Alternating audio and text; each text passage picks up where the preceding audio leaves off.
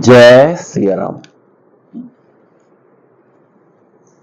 सुनहु भानुकुल पंकज भानु, कहहु स्वभाव न कछु अभिमानु।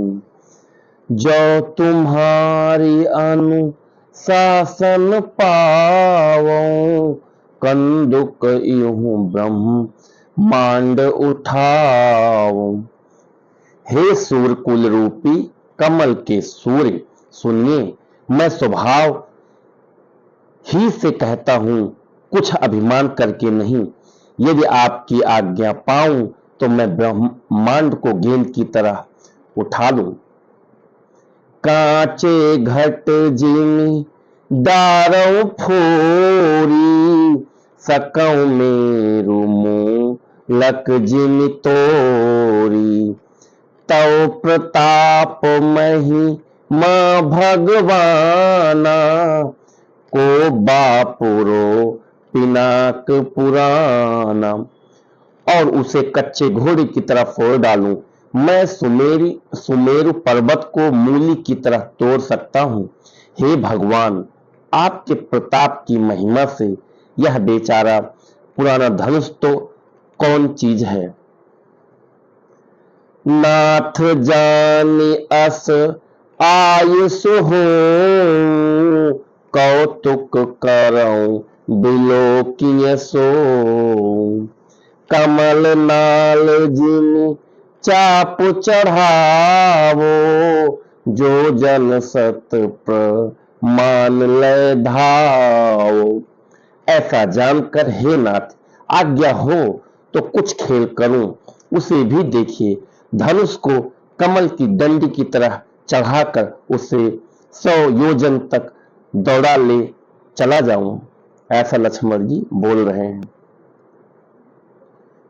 तोरौ छत्रक दंड जिमि तव प्रताप बलनाथ, जो न करो प्रभु पद शपथ, कर न धरौ धनु भात।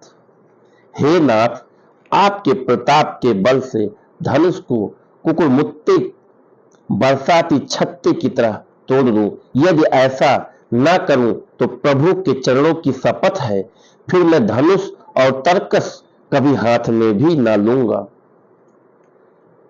लखन सकोप बचन जे बोले, डगमगानी मही दिग्गज डोले। सकल लोग सप भूप डराने, सियहि हरसु जनक सकुचाने। जो ही लक्ष्मण जी क्रोध भरे वचन बोले कि पृथ्वी डगमगा उठी और दिशाओं के हाथी कांप गए। सभी लोग और सब राजा डर गए। सीता जी के हृदय में हर्ष हुआ और जनक जी सकुचा गए। जब ऐसा बोलते हैं लक्ष्मण जी तो धरती हिलने लगी उनके क्रोध से। ऐसा गोस्वामी तुलसीदास जी लिख रहे हैं। गुरु रघुपति सब मुनि मन माही, मुदित भये पुनि पुनि पुलिकाही। शयन ही रघुपति लखन निवारे, प्रेम समेत निकट बैठारे। गुरु विश्वामित्र जी, श्री रघुनाथ जी और सब मुनि मन में प्रसन्न हुए और बार बार पुलकित होने लगे। श्री रामचंद्र जी ने इशारे से लक्ष्मण को मना किया और प्रेम सहित अपने पास बैठा लिया। विश्वामित्र समय शुभ जानी, बोले अति स्नेह मैं बानी। उठौ राम भन जौ भव चापा, मेटहु तात जनक परितापा। विश्वामित्र जी की शुभ समय जानकर अत्यंत प्रेम भरी बारी बोले, हे राम उठो, शिव जी का धनुष तोड़ो और हे तात जनक का संताप मिटाओ। जय श्री राम। तो मित्रों, आज की हमारी श्री रामचरितमानस की 5 चौपाई कंप्लीट हुई। तो बहुत ही सुंदर प्रसंग इस समय चल रहा है। हमारे आराध्य प्रभु श्री राम और माता सीता का विवाह का प्रसंग चल रहा है। तो अभी जो चल रहा है सीता स्वयंवर का प्रसंग है। तो मैं उम्मीद करता हूँ कि आप लोगों को काफ़ी आनंद आ रहा होगा जानने में। और राम जो विवाह है, ये जो प्रसंग है, इसके बारे में हमें पता है मित्रों कि आप सोच रहे होंगे कि थोड़ा 2, 4, 5 चौपाई 10 चौपाई और पढ़ें। समय का अभाव होने के कारण 4 से 5 चौपाई मैं भी डेली पढ़ पाता हूँ।